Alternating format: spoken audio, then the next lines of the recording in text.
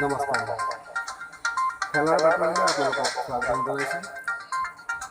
দক্ষিণ কামৰূপৰ Bongaon commercial art একাডেমীৰ ছাত্ৰে ৰূপম বৰভাই ওদালগুৰিত অনুষ্ঠিত ৰাজ্যিক স্কুল ফাই বক্সিং গেমত কামৰূপ জিলাৰ হৈ অংশগ্ৰহণ কৰি সোণৰ পদক অৰ্জন কৰে।